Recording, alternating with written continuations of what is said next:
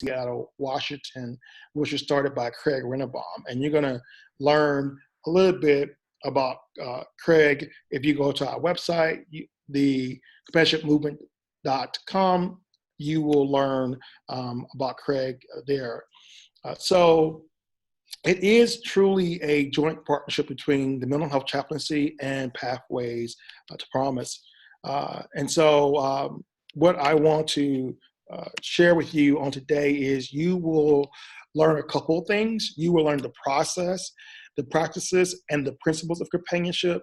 And then also I'm going to introduce you to the concept of the train-the-trainer model.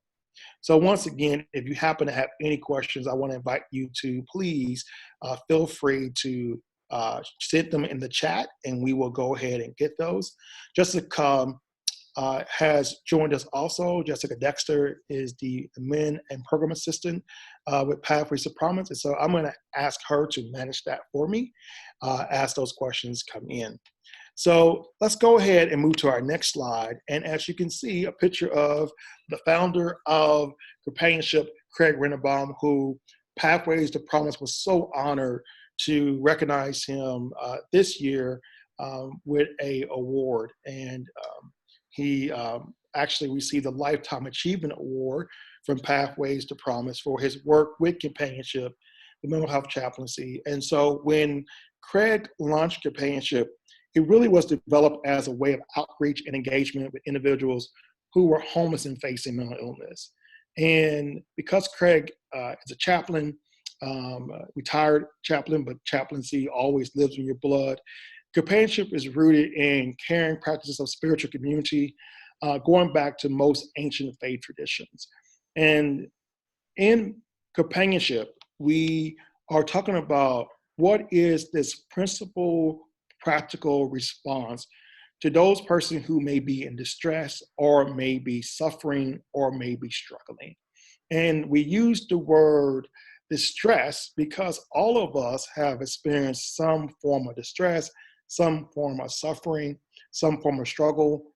But the word suffering in many ways can sometimes be stigmatizing to some persons. And so we have been talking about the language of distress because it normalizes what people often feel when they're experiencing symptoms of mental illness.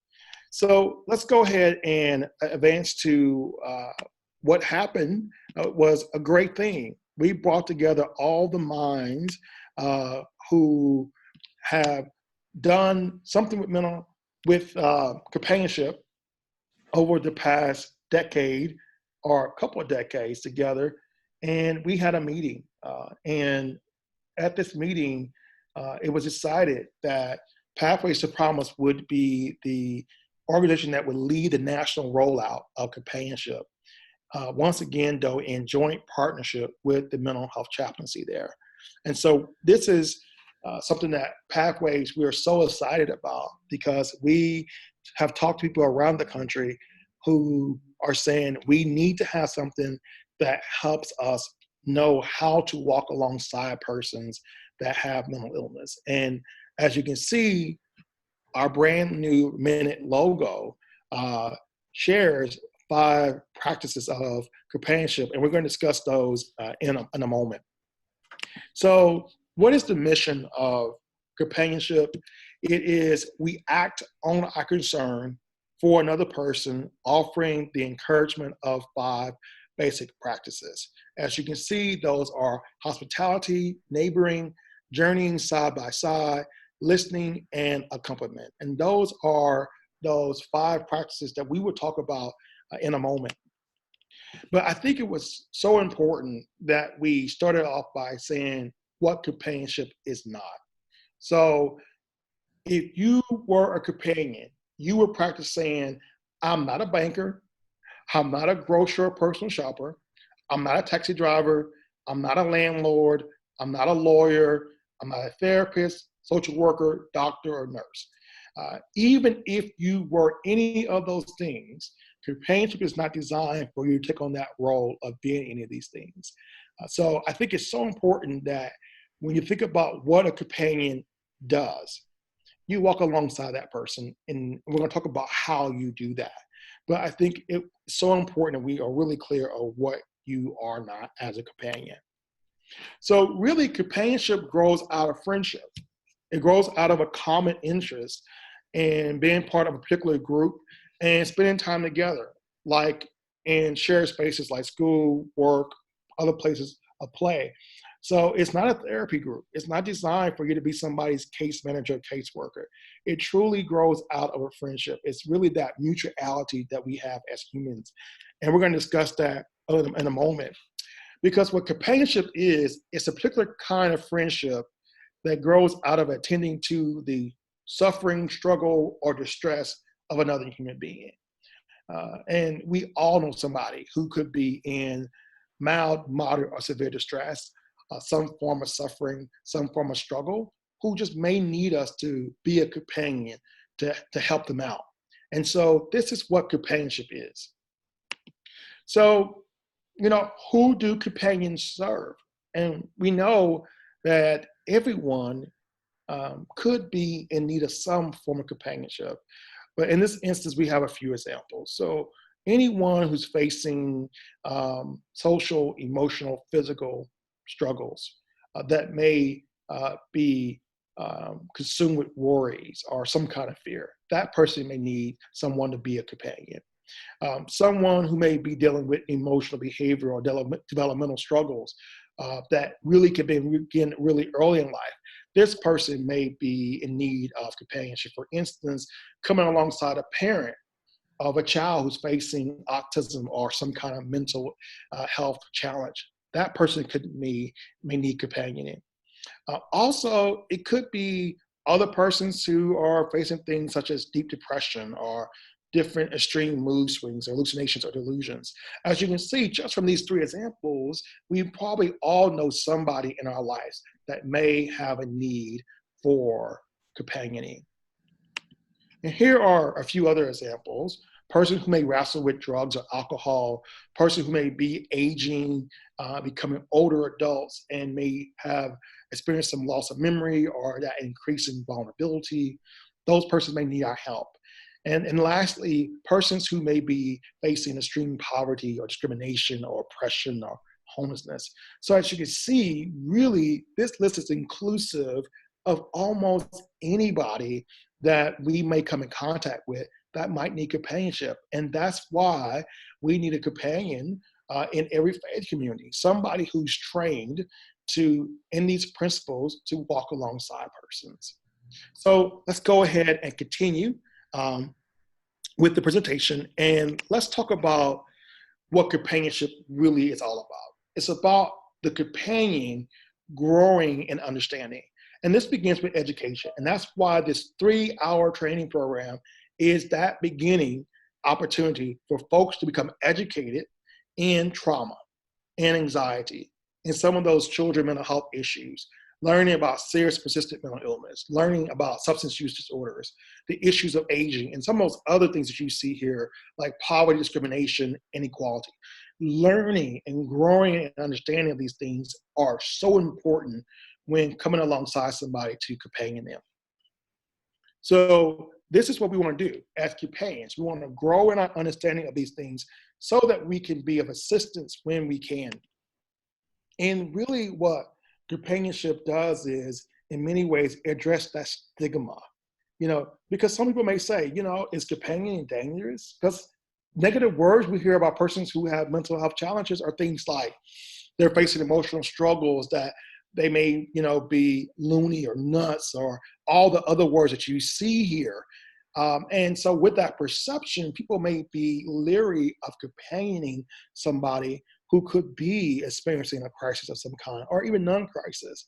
And so what we want to make sure is that we point out 3 things. First, that individuals with mental illness are no more violent than other persons. Matter of fact, research shows that about 4% of violence in society is due to a mental illness.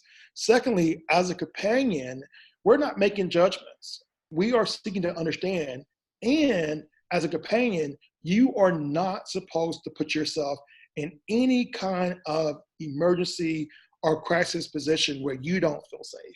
So if you don't feel safe, we would encourage you not to, provide that companionship in that moment. until you feel safe to engage that person. So keep that in mind. The stigma out there with regards to persons being a companion to persons with mental illness is, oh my goodness, what can happen to you?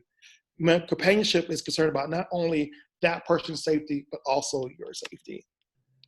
So, really, how does companionship begin?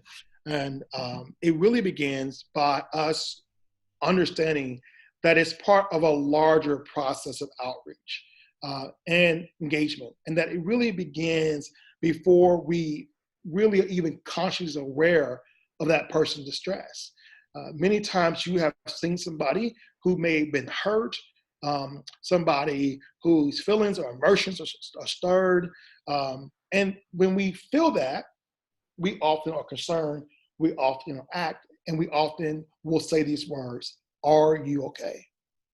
That right there, many times, is the beginning of companionship. Out of concern, asking somebody, "Are you okay?"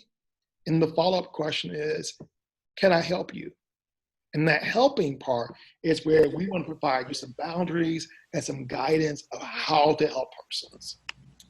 So there was a guy on the side of the road, had been beaten up by some robbers. Some of you all from the Hebrew tradition, Hebrew scriptures, understand the importance of tending to the stranger. Some of you all familiar with the New Testament tradition are familiar with the Good Samaritan story. And here you have this story where someone is suffering, someone's in distress, and the person is aware of this and tends to that person's needs.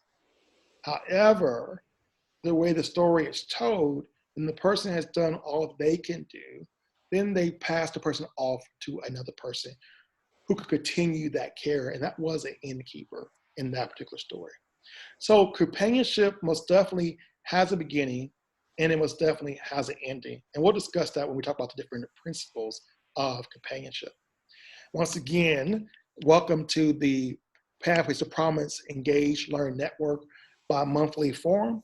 We're talking about companionship here. If you happen to have any questions, I want to encourage you to chat with those, and my colleague Jessica will track those. And we have about another 13 minutes in the presentation before we start taking questions, answers, probably about another 5 minutes before we do that. And then we will invite you to report out what's going on in your particular community. So back to the model, the Good Samaritan model here. So all of us, if somebody was in concern, I hope we would reach out. And that story was really about who is my neighbor. That's what that story is about. Who is my neighbor? And the question was answered. Anybody in need is your neighbor. So let's continue.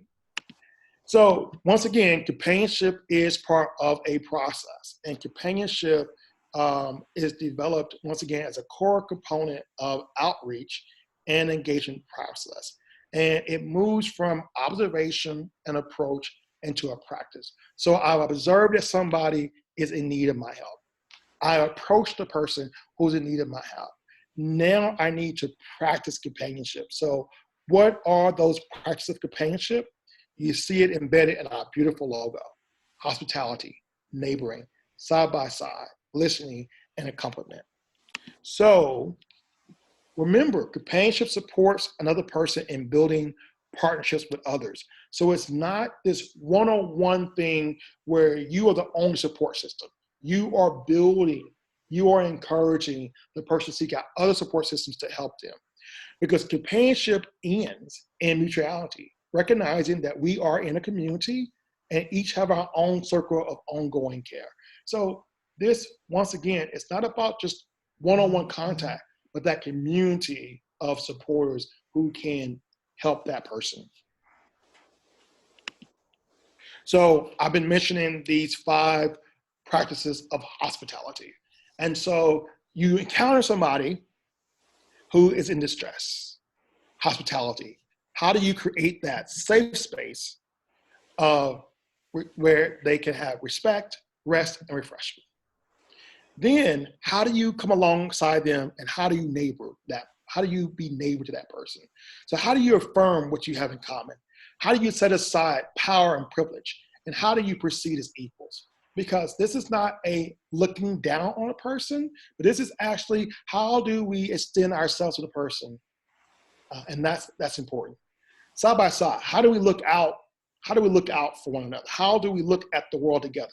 How do we do this in grace and not in force? How do we honor each other's differences? How do we listen to one another non-judgmentally? How do we be attentive to one another's verbal and nonverbal cues?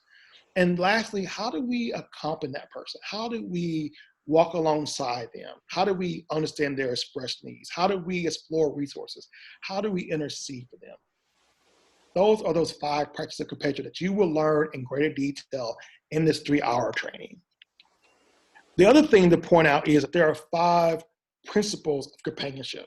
And the first one is companionship is a basic human relationship. The second principle is it's not about fixing it, and it's public. It's a public relationship. And so you will have exercises in the course where you will learn the importance of a public relationship. Where would you meet with somebody in public where it was safe for them and safe for you? Once again, principle 4, companionship comes to an end. And lastly, companionship is a spiritual journey.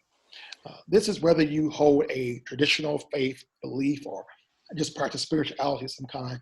It is the human spirit connecting with another human spirit on this journey. So that right there is, in a nutshell, what companionship is. Some of you joined us because you were interested in the companionship trainer-trainer opportunity that we're going to be launching in the spring of 2019. And so we're looking at hopefully having our first train-to-trainer hopefully in April. And we're looking for individuals who have an interest in becoming an instructor of companionship, and who would like to bring a trainer-trainer to the community. We have an application that we have developed, and we're going to release that in February to get applicants who are interested. And we're hoping to do 4 trainer-trainers in possibly Texas, Missouri, Illinois, and Washington. And those 4 states are chosen because we actually have persons already embedded in those states where we have trainings going on. Missouri, Illinois, Washington, people are embedded in those states. And we hope to embed persons in Texas. But if you're on this line and you're going, hey, I don't see my state there, and you're interested in that, we want you to most definitely let us know that you are interested, and we hope to be able to come to your state, if not in this year, hopefully in 2020. But our goal is to do at least 4 train-the-trainers. And so what we like for you to do is, if you are interested in setting up a companionship training or a trainer-trainer, we would like for you to reach out to Jessica Dexter at pathways2promise.org. So there should be an E there. So it's jessica.dexter at pathways2promise with an E there.org. Or visit our website at thecompanionshipmovement.org. Once again, thecompanionshipmovement.org. You can visit our website there. So I have about 7 minutes that set aside where we can answer some questions and answers, and then we'll move into our reporting session here. So what I would like for people to do is, if you have not, I would love for you to unmute yourself, and I'd like for you to most definitely begin to ask questions. As well, I would love for you to begin to report out on what you're doing. So at this point in time, if you would like to talk, please say hello so I can know that we can hear you. Hello. Hi, hello. All right, tell us who you are. Tell us your name. I'm Janet Altmeyer. Hey, Janet. Good Yes. to see you. Yes. I'm the Director of City Ministry at Trinity English Lutheran Church in Fort Wayne, Indiana. Great. Who else would like to share with us who's on the call? Jermaine, can you hear me? This is Robert Scrocky. I can hear you, yes. And I just allowed Peggy and Jenny and Maggie to talk. So hopefully you can now talk. Great. This is Jenny. Hi, Jenny. Glad you joined us. Thank you. This is Carol Josephowski from the Evangelical Lutheran Church in America in Chicago office. Welcome, Carol. Carol's also on our board of directors, so yes. Who else is there with us? This is Maggie Milne, and I was invited to attend the webinar by Janet Atmeyer. All right, great. Thank you, Maggie, for joining us. This is Mark Stevenson, Disability Concerns Ministry of the Christian Reformed Church, and I'm at home now in Zeeland, Michigan, but I work out of Grand Rapids, Michigan. Yeah, Mark is also a board member of Pathways to Promise. We've missed you, so I'm so glad to hear your voice, Mark. Thanks. Good to hear you too. I heard Robert speak up earlier, who else? Has anybody else on the call who haven't introduced themselves? Hi, everybody. This is Jessica Dexter. Jessica has been working hard with me to roll out this companionship model, and we've been doing some great work, the brand new logo, brand new website. And so we presented in San Antonio in August at a conference about companionship. Kay Eaton and I did. And so we have a great team at Pathways to Promise that's helping us launch this. And I'm just really excited about the future of companionship. As a national trainer of mental health first aid, I'm happy. Actually, I'm in Florida, Orlando, Florida right now, doing a training, adult training in mental health first aid. We often know a lot of folks find value in mental health first aid, but they're saying, well, what can we do specifically for faith communities, spiritual communities? And I think companionship is that layer that people can add to their education around mental health literacy. Did anyone have any specific questions about companionship itself, about the trainer-trainer component there?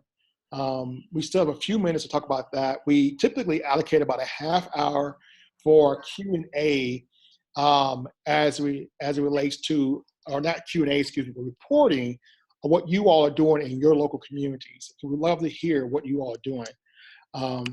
So We do have a question from Peggy.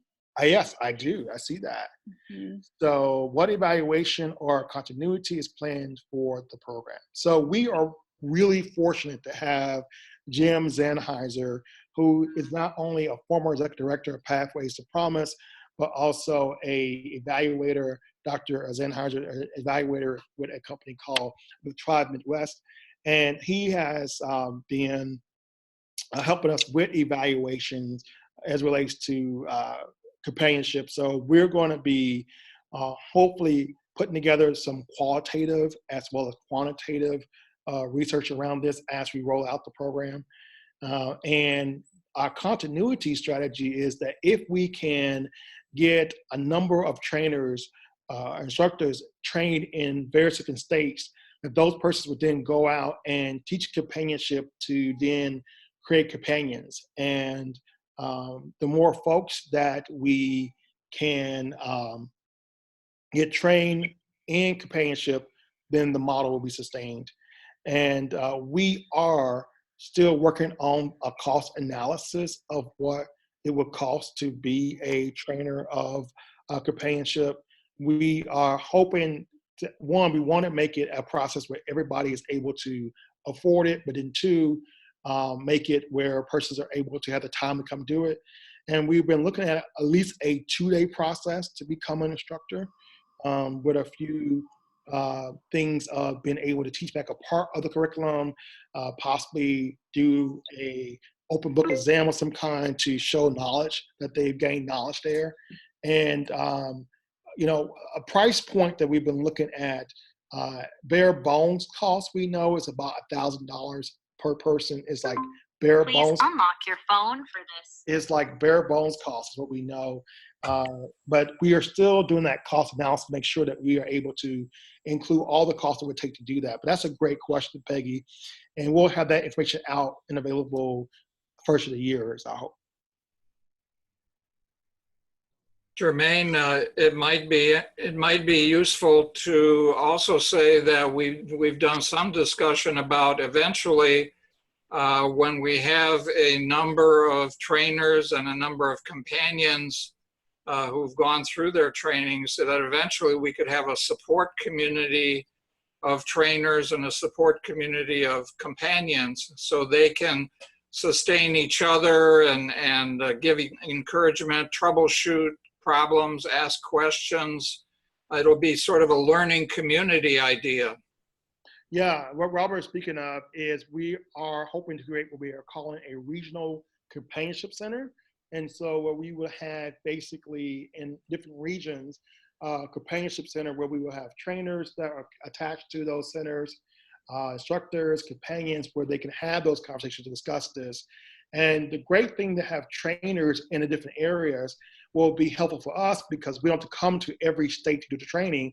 We'll be able to have people who are authorized through Pathways of Promise to do the training. And so that's what we're working toward. We are looking at expanding, hopefully, this movement. And when I started Mental Health First Aid back in 2008, I was the 16th instructor in 2008. We now have 13,000 instructors 10 years later. And we now have 1 million folks trained in mental health first aid.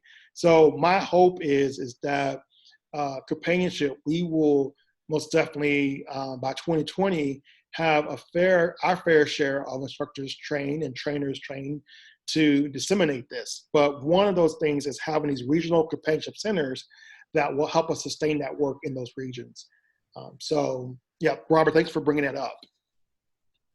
Any other questions from anyone else in regards to companionship? This is Jenny. I have a question. I know with mental health first aid, you actually get a certificate, and that's really appealing to some persons. Is that something that y'all are thinking about with this as well? Some sort of certification or that sort of thing? Yeah, you got it. We are looking at a certification and looking at a way to create some kind of online component where people can recertified or get refreshers. And we have been fortunate that Craig Rennebaum has actually done some videos for us of how to teach companionship. So we get it from the founder's mouth. So our goal is to, yes, have that certification process for the instructor themselves, but also even for those first aiders to have that process so they can see they're actually certified in something that they can use. So yeah. Jermaine, this is Robert, and you've done a lot more thinking about this than I have. So I was sort of having some daydreams yesterday about companionship, and I was thinking to myself, how is companionship different than maybe a pastoral care person or a deacon in a faith community? And it struck me that as you're talking about the scope of practice of a companion, you know, working with people with autism, working with persons with mental illnesses, working with pure persons overwhelmed by traumatic experiences in their life, it sort of fills in the gaps between some of the more specific ministries that churches often have or small group ministries. And I don't know if you see it that way. Is it sort of a way for churches to reach out to people who traditional ministry models don't necessarily reach? Yeah, I think that, yeah, you know, because once again, companionship is just being present, that ministry of presence. And so it's just those basic skills of listening to people, being present for persons. But what you're speaking of, I think, though, would require us to create some modules. For instance, best practices in working with persons with autism or with developmental disabilities, or best practices working with persons with, so it may be that the core companionship course is 3 hours, but there's another hour attached to it for specific populations or communities. And that may happen over time. But I think those core skills, those core practices, those core principles, I think are applicable to whoever we encounter in many ways. So I think what happens is it enhances the ability of the deacon, of the pastor, of those persons to be able to do ministry in a more enhanced way, if you would.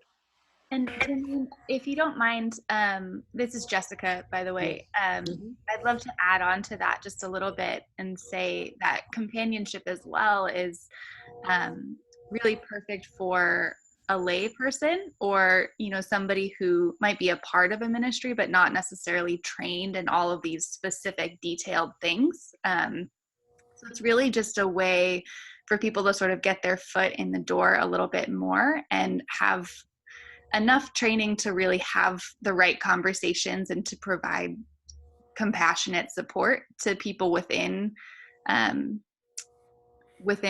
some of these ministries, or outside of them as well. But it's, you don't need a specific like scholarly or training background in order to be a companion, which is really, really nifty.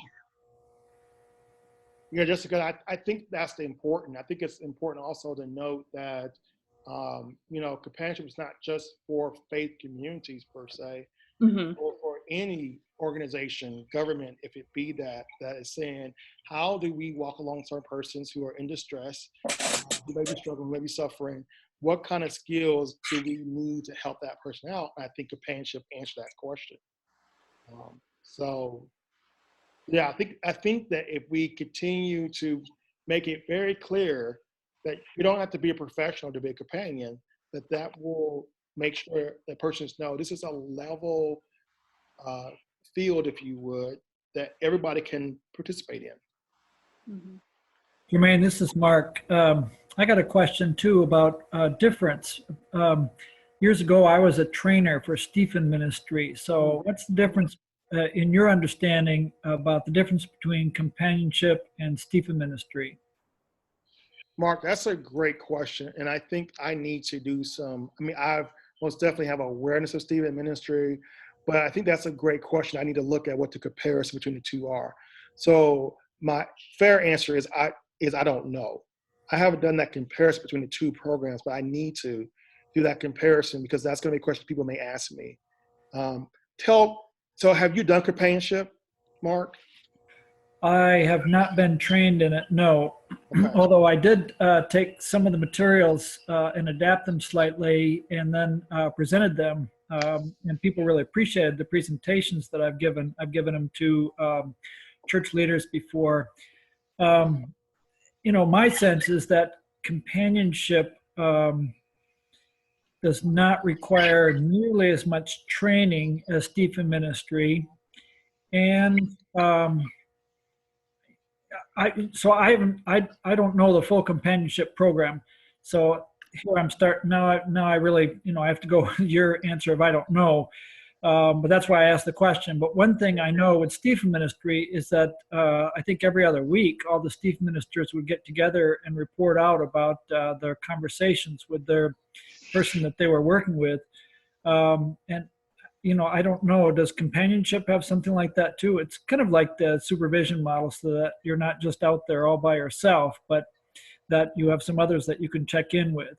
And then there are certain things that are put in place to maintain privacy for the individuals that are being seen by the Stephen ministers.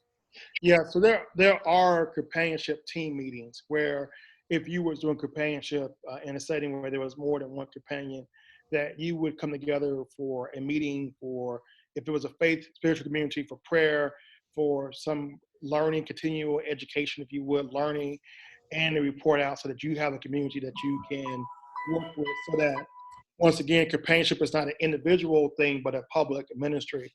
So we do have that as part of the model where there are companionship team meetings. But one of the things we talked about over and over again is to avoid case management, because the moment it becomes case management and not friendship, it turns to burnout really quickly. And so really being clear of limits, being clear of boundaries, all those things are important to stress. So that is a component of companionship, is that team meeting concept. This is Robert. One of the things that occurs to me right off the bat too is that companionship is a public ministry. Mm-hmm. So it isn't in a private office setting like boy,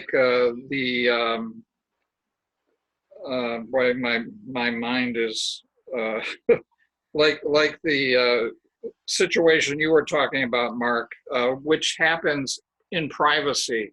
Companionship happens in public settings, in the coffee hour, on the streets, you know, in open settings, so you don't have all that extra training that's required to do boundary setting when you're in private with someone. And to echo that a little bit more, this is Jessica again.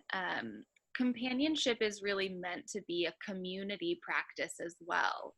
So yes, public, absolutely, but also within a larger community to have that circle of care and that larger support as well. And it sounds like, Mark, from what I know very little about the Stephen ministry as well, but it sounds like that is a very Christian-centered approach, whereas companionship is meant to be a bit more secular. Like you can add faith traditions into it quite easily, but it's not necessary.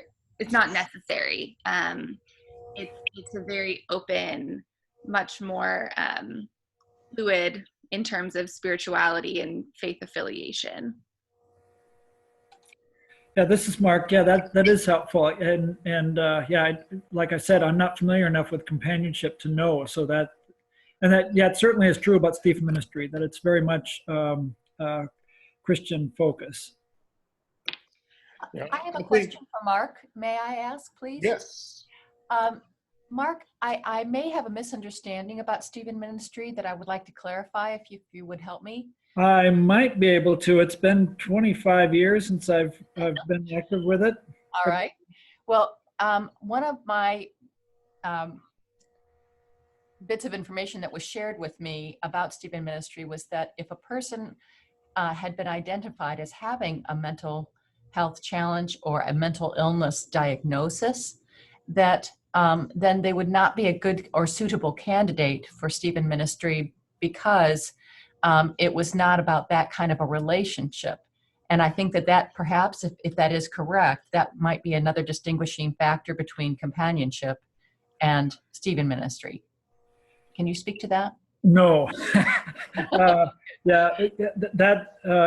you know, that may have been said at one time, but I sure don't remember that.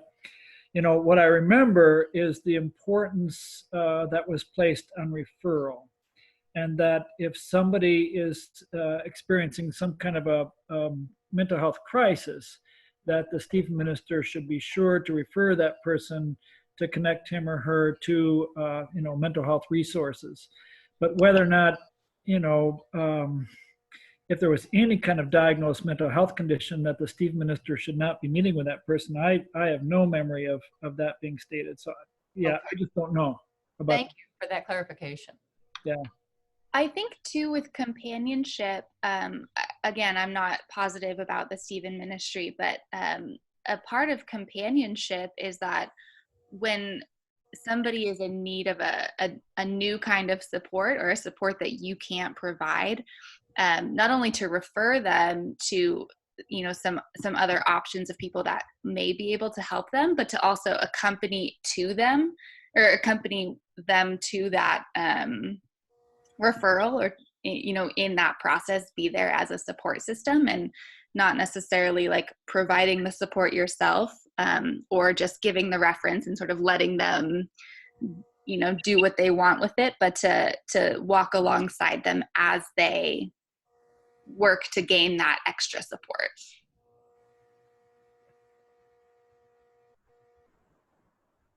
Mark, this is Robert. I have heard that and I'm no expert on Stephen Ministry, but I have heard that the training they get is more along the lines of life transitions, dealing with grief, that sometimes they feel uncomfortable when there's a diagnosis of mental illness that presents itself. So I don't think the typical training of a Stephen minister includes how to address specifics of a mental illness situation. Okay, yeah, and that does ring a bell about the life transitions. That's certainly true.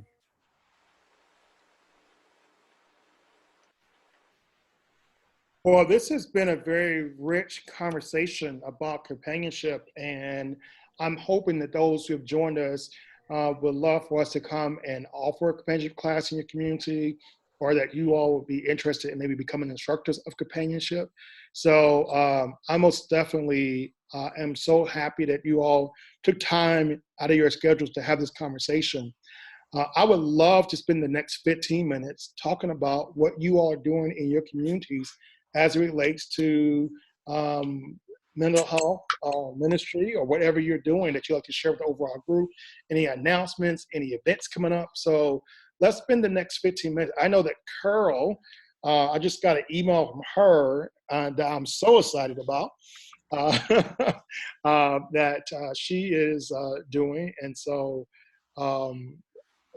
there may be other folks that have exciting announcements you want to share with us as a group.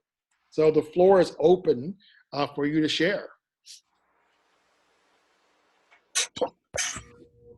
Well, this is Mark. Why don't I'll just get started here. A couple things that I just wanted to update all of you on. We work very close. So my denomination is Christian Reformed, and we also work very closely with the Reformed Church in America. And we've been working with 4 local churches with what we call a mental health learning community. So we're journeying with them for a year, meeting about every 3 months. And then these teams from the churches set goals for how they can better reduce stigma and minister with folks with mental illnesses in their congregations. And so it's been just a great pleasure and honor to listen to the stories of these folks in the churches and talk about how they're going about their ministries in that way. And then the other thing I wanted to mention is that, so with the Reformed Church in America Disability Concerns Ministry, plus a local college here, Calvin College, and a division of Fuller Seminary called Fuller Youth Institute, the 4 of us organizations have applied for a grant from the Louisville Institute, which if the grant is approved, we'll develop materials and work with, at least our goal is 300 youth groups across North America to help these youth leaders in doing like a training and interacting with the young people about adverse childhood experiences and resilience. And so, if the grant's approved, I'll certainly keep you posted about the process of that. That sounds great. Yeah, that sounds exciting. This is Jenny Burkholz. I am from Texas, and I'm with Breakwater Light. And I would be very interested in that grant. I coordinate the Texas Faith and Health Network, which encompasses large health systems, hospital systems, all the way down to rural churches and mosques that partner together to work on different faith and health initiatives, which include not only behavioral health, but also physical health. And one of the projects that I am working on is within a rural county that experienced 6 natural disasters in the past 7 years. That's filled with poverty.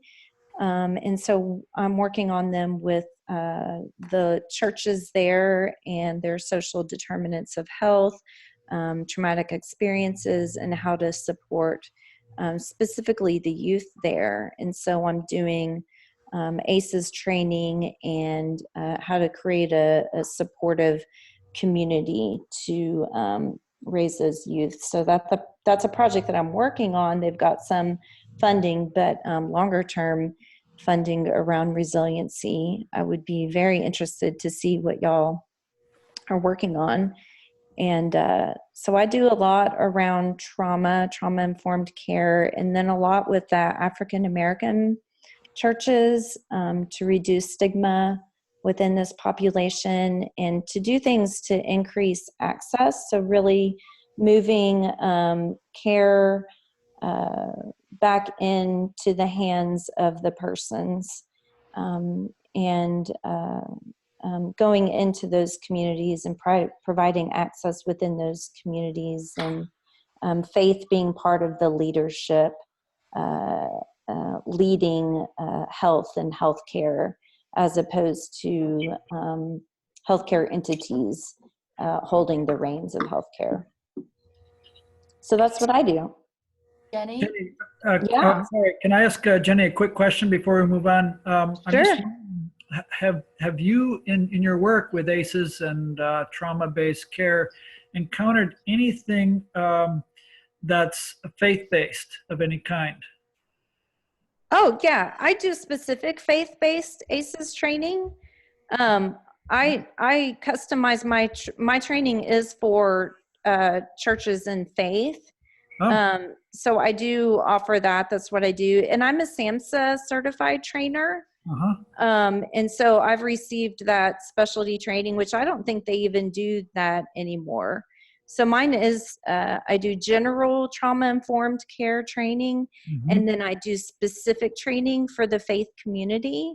And then I also do specific training for the pastors who want to do more in-depth interventions, things called like risking connection is a trauma intervention that they can do, and things like that. But I also do like the early childhood, so Mother's Day Out programs and youth programs and stuff like that, training them on ACEs and the volunteers on how to appropriately identify and interact, as well as if they're doing social services programs, how to not just continue to do their food pantry programs and stuff like that, but to actually adapt their programs to look at the root causes. So instead of just handing food out to persons, to do screenings for ACEs or do screenings for maternal depression, so that they can hit the root cause, as opposed to continually just giving food out.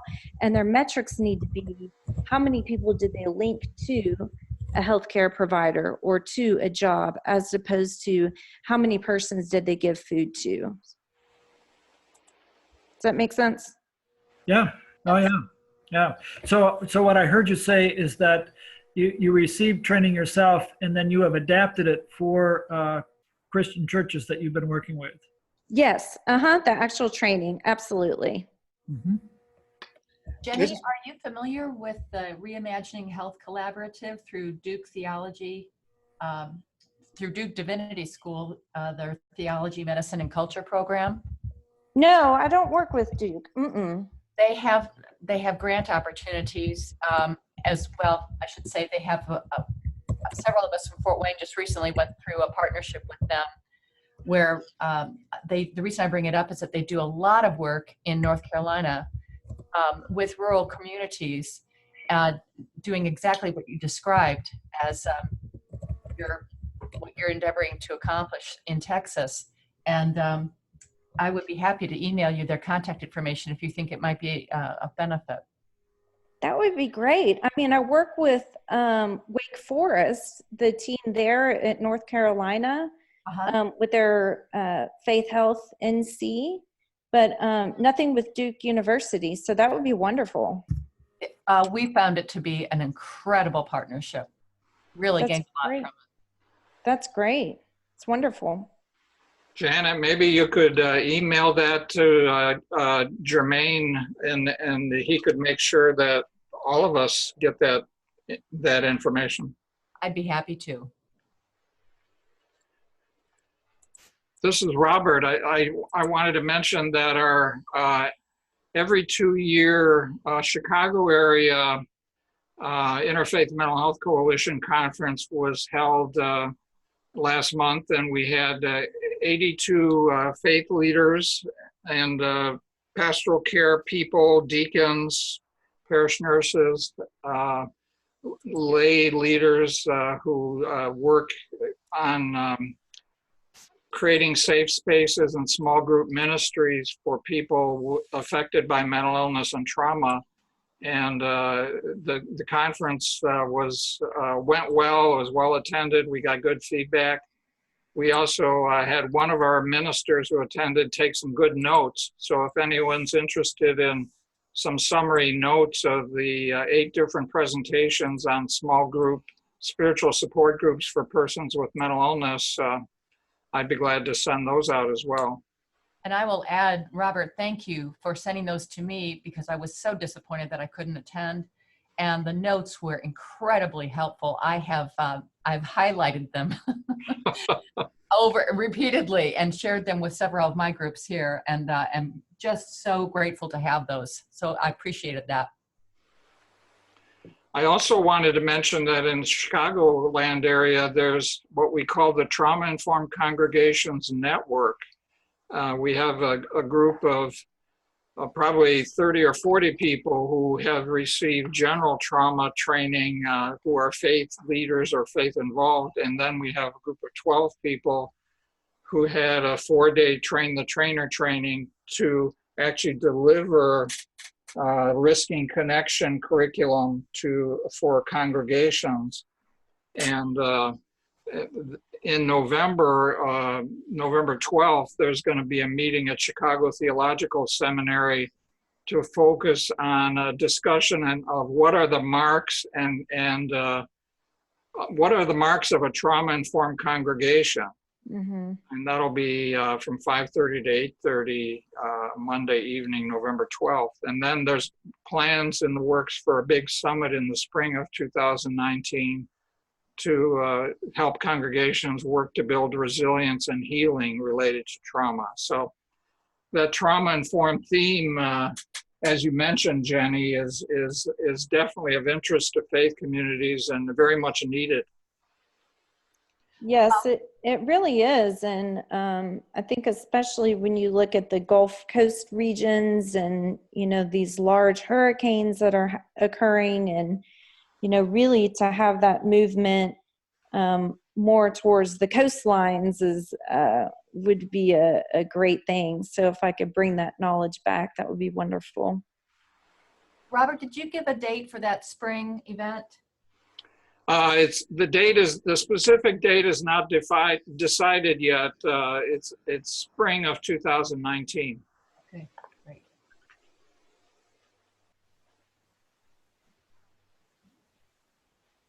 Well, we have about 3 minutes left before 11:30, and this call is doing just what we hope for it to do, which is bring people together who may not have met each other, and to have these rich conversations about what we are offering around the country and our resources. So in the last couple of minutes, does anybody else have any announcement that it made?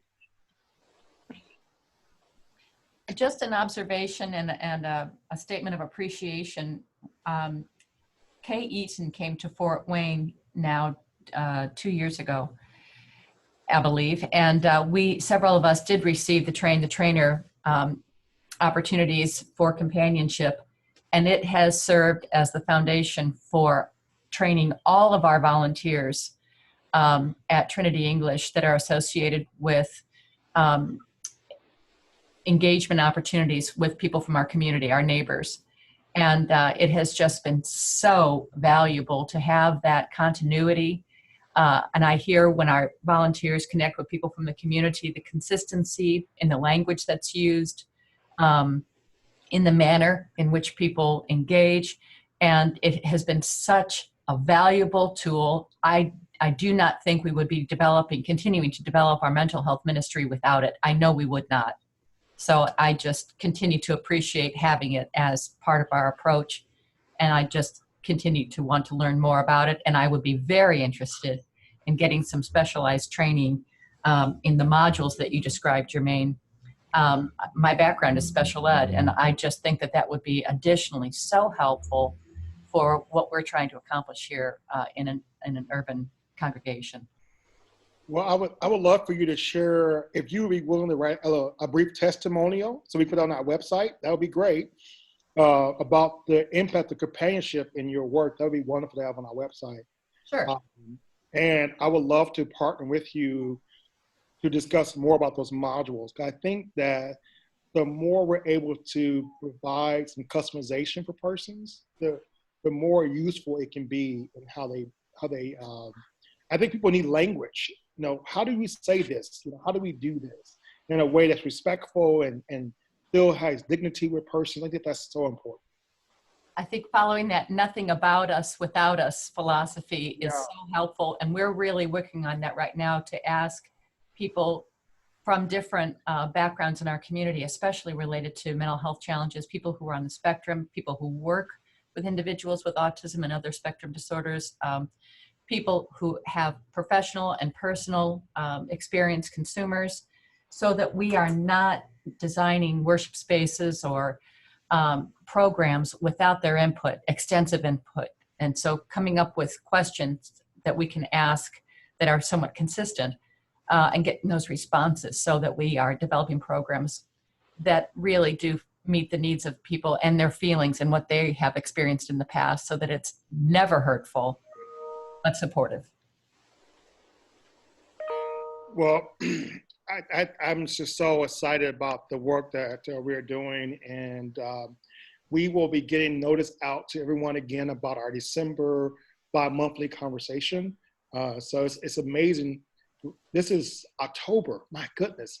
So the year has just gone so fast, but we have several speakers we've been in discussion with to do our December conversation, and we are firming up those speakers for December and then for 2019. So let's keep the conversation going, please. And if there is nothing else that anyone has to offer, we will look forward to seeing everybody in December.